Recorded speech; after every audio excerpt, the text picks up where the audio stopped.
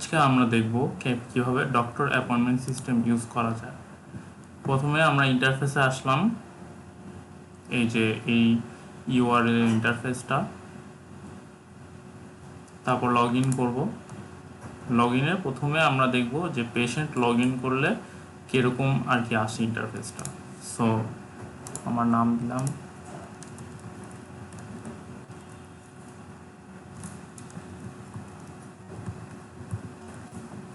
Password দিলাম,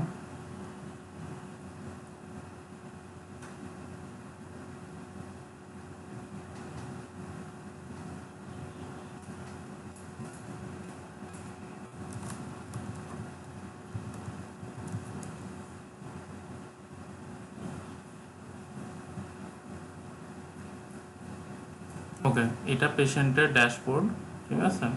এখানে তার ক্যালেন্ডার আছে, এই যে এই পার্টটা তার ক্যালেন্ডার, সে দেখতে পারবে তার অ্যাপয়েন্টমেন্ট কী কী।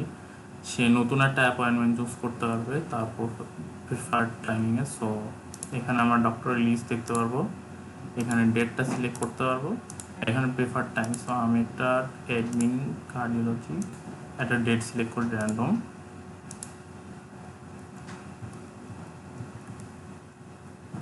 ওকে, কনফার্ম বুকিং। এটা হইতেছে আমার অ্যাডমিন পেন্ডিং হইতেছে, আমি এগুলোকে ডিলিট করব। ডিলিট করলে আসলে মানে পুরো ড্যাশবোর্ডটা ক্লিন দেখাবে। ওকে, সো আমি 3:25-এ 7 তারিখে 7/14-তে অ্যাপয়েন্টমেন্ট দিছি। এখন আমি ডাক্তারের ইয়াতে যাবো, লগ ইন। তো এখানে আমি ডাক্তারের লগ ইন দিব।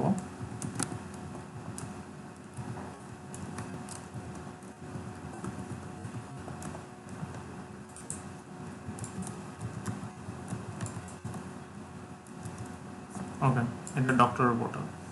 So doctor you have 3 appointment schedule for today, যদিও এটা আগে করা হয়েছিল। সো এখানে দেখতে পারবো এই যে 7/14 3:25, এখানে ডাক্তারের ক্যালেন্ডার দেওয়া আছে, স্কেজুলটা দেওয়া আছে। সো আমি এটা অ্যাপ্রুভ করলাম। অ্যাপ্রুভ করলে কী হবে, 7/14-তে আমার অ্যাপয়েন্টমেন্ট আছে। সো এই যে শোয়িং অ্যাপয়েন্টমেন্টস ফর 7/14, আর যদি অন্যান্য ডেট দিই, কোনো ভিউজ অন দিস ডেট।